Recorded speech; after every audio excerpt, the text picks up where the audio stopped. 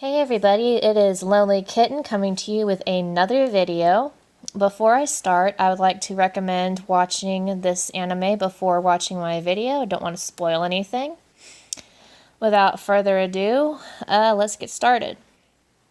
So, I didn't know about Saint Seiya until I watched it a few days ago. I was just kind of kind of browsing through Netflix. And I came across it, and I was sort of bored, so I'm like, alright, I'll just click on this and see what happens. So I watched a few episodes, and they're actually pretty good for an old anime. The plot line is really good.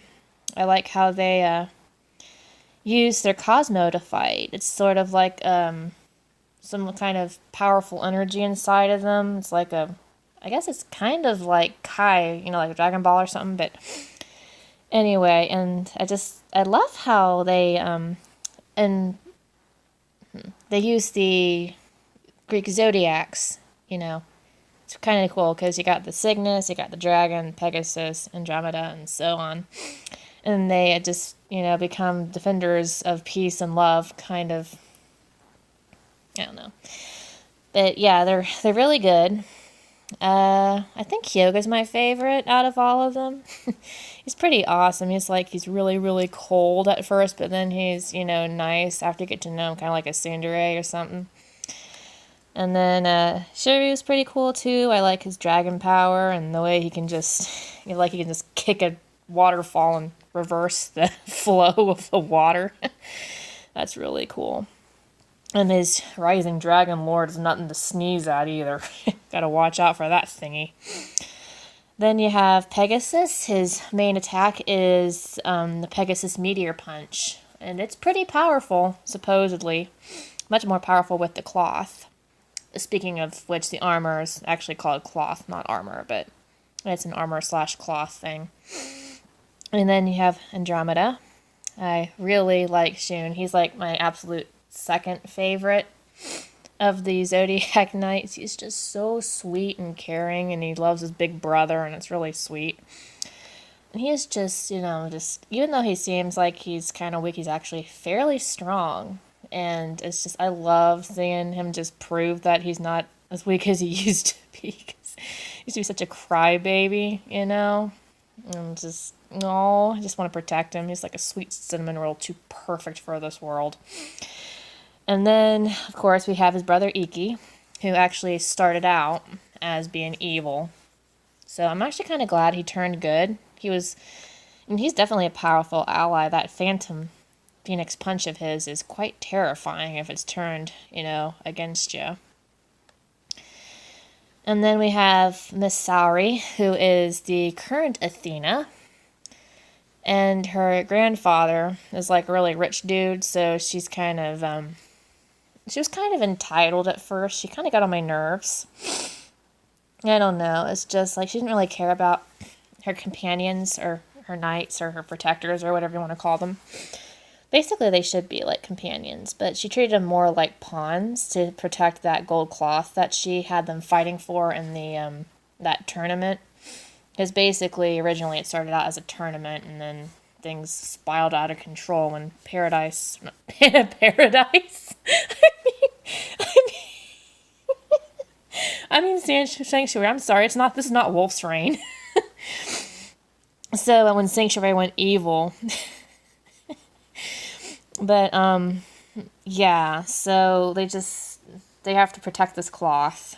And she's really focused on it. And it kind of feels like she is, like, more focused on saving the cloth than her friends' lives. So I gotta say, she's actually my least favorite character. And personally, in my opinion, the worst Athena. But, yeah, that's gonna be a little bit later in the video here with comparing Athenas. But, yeah, I think she kind of redeemed herself at the end, though. Finally, when she started caring about them. Kind of becoming like a mother, because Athena's sort of supposed to be like a mother figure for them.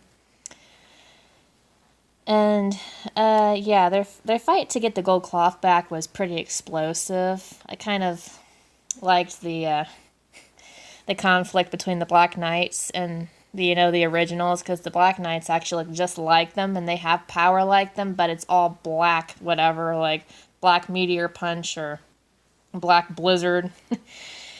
And it was interesting. Like, excuse me, sorry. Ignore that.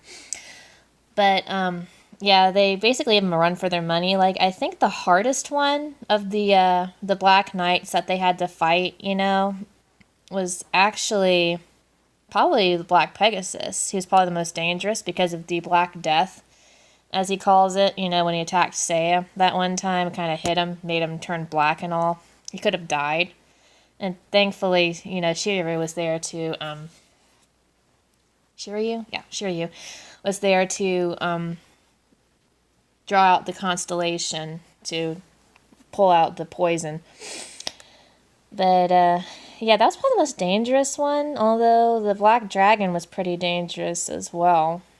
And, it's kind of sad how at the very end, he actually wished to experience the power of friendship, but he didn't get to. Even though he died, though, I think he gained a friend, which was really sweet. Yeah, kind of about the other main characters, I guess. They're more like side characters. I suppose that Unicorn Jabu is kind of cool, I suppose. Speaking of the unicorn, though, I think the other unicorn in Lost Canvas is better, but we're gonna get to that in a second. Sorry, I'm starting to go back and forth here. But yeah, the main characters are really good. The main plot is amazing. Really good for an old anime. I definitely underestimated it. It's definitely, I think it's probably one of the most underrated animes out there. But yeah, you definitely need to watch it. It will surprise you. But speaking of surprises, I still only could find three seasons on there. If you guys know any other sources, I'd really appreciate it, because I don't want to be stuck on that cliffhanger. It's not pretty. It's just like, what happened? It was so sad. Like, I was literally getting into it, and then like I found out I don't know if the Netflix doesn't have the rights for the last seasons or whatever, or they never made any, but I've been trying to find the rest of that. If you guys have any ideas where I could find that, that'd be really appreciated. Yeah, so I'm going to go on to The Lost Canvas and talk about that, because that is probably my favorite version so far of the ones that I've seen. Again, I will be talking about spoilers, and I have to warn you, there might be a little bit of fangirling, a little bit of fangirl ranting in there. Because, I found quite a few favorites in there, too. Oh, wait, before I start on that, I forgot to talk about the female knights of the Zodiac. I found interesting with the old one, I've noticed, is that they can only fight if they have a mask on. And the reason is because the females aren't supposed to be Zodiac knights. Like, if you manage to be a female and you're a Zodiac knight, you have to wear the mask as a rule, which I find quite silly. It's just and interesting at the same time. Like, I wonder who came up with that. Was it just the original Pope of Sanctuary or something? But yeah, there's only like, I don't know, there's only like at least 2 female Zodiac knights, Geist and Shina. Oh, and of course Marin. But yeah, it's kind of funny though, because poor Seiya gets himself into trouble with Shina after he sees her without her mask, and of course because of this, she either has to marry him or kill him. And that's why she's always following him around. She's trying to kill him because he saw her face. And of course, she actually has a crush. A very secret crush, which surprised me, near the end. Close to the end anyway, when they're fighting the Gold Saint Leo. And she's trying to protect him all of a sudden. And it kind of goes back farther than that. Like, before he attacked, she said something about, you've seen more of me than I meant for people to see. Like, you're not supposed to know about that. And then she reminds him of when they were children, and she was training, and he was training to be a saint, and he he saw her with her mask off, and he'd been chasing a rabbit, and he chased it all the way to her over near the girls' camp where guys are supposed to be. And she had taken her mask off, and she saw the rabbit and just kind of picked it up and thought it was adorable. And then he's like, "Oh, well, that's where it went." she freaks out because he saw the sweet side of her, which she didn't want anybody to see, because she's actually secretly sweet too, and didn't want people to see that she's trying to act tough. And he's like, "Don't hide it. It's perfectly fine." And then she'd injured herself, and he wraps up the injury for her. It's really, really cute. But, yeah, that's another thing I find interesting about the Saint Seiya universe is, the interesting rules they have. But, yeah, sorry. On to the Lost Canvas. This is the one I really wanted to talk about. So, after watching the original one and loving it, I found the Lost Canvas, which was on Netflix as well. And I'm sure there's only one season, but it just surely makes up for it with all the animation, and the plot line is really good. I love how beautiful the animation is and how awesome the characters are. Like, I kind of hooked up instantly with all of them. They just are really relatable. And, I like how they focus on the three kids, like the three main characters. They're much different from the original. Like, the only three that are the same are Athena, Pegasus, and the unicorn, even though he's not the same person. Like, they're not all the same people. They're different. But I like how they focused on their childhood and how they grew up together. And then it's really sad how they got torn apart by fate. It's just one becomes the evil dude, one is Athena, and the other is a sworn hero to protect her. And it's just so sad because they grew up together, they laughed together, and grew in the orphanage together. But yeah, it starts out with like the main story just starts out with Tenma and his friends being in the orphanage, and Tenma is the main character. And they're all, in the orphanage, and something about a flood going on. And of course, Tenma, he swears to protect them because they're all friends, and he actually really values friendship and promises. So he made a promise to protect them. He goes out there and tries to change the flow of the river and whatever. And that's kind of how Doku, the Libra saint, the gold Libra saint, finds him. And that's how his journey begins. And it's pretty interesting, I like Doku. He's really neat, too. He's sort of like a brother to Seiya, as well as a mentor.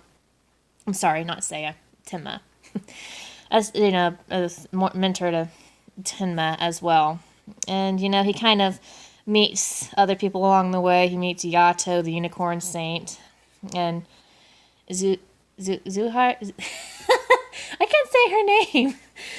Zuiha, I think, is her name. But, yeah. the apprentice of, not Mu, the other dude. Sorry, I can't think of his name now. It's not Sage, it's his brother. But, anyway. Yeah, they meet him along the way. Yato and Tenma have this really crazy rivalry when they first meet up. And, Yato, of course, is absolutely dedicated to Athena. He's, always telling him to stop calling her Sasha because that's not her name anymore. It's Lady Athena, blah, blah, blah. And he's kind of a little bit arrogant and dorky, but I gotta admit, Yato is actually one of my favorite characters in The Lost Canvas. He is just too funny. I mean, he can be a little annoying, but he is very, he's well meant and, very loyal and stuff. And it can be funny and just, okay, yeah, I'm a big Yato fan. Sorry about the gushing there. The Great Yato is my favorite, but, yeah, anyway. Yeah, so he and Tenma have this rivalry to see who's the better saint. And of course, he's jealous of Tenma's closeness with Athena because they grew up together. And it definitely shows, but eventually Tenma and Yato become great friends instead of rivals, and they start to respect each other. I only got that off of the manga because, again, there's only one season of The Lost Canvas, so. And yeah, and Sasha herself is very interesting, too. I really enjoy her character. She is much better, in my opinion. She's a much better Athena than Sayari is. Sorry. Whatever. Saori. Her name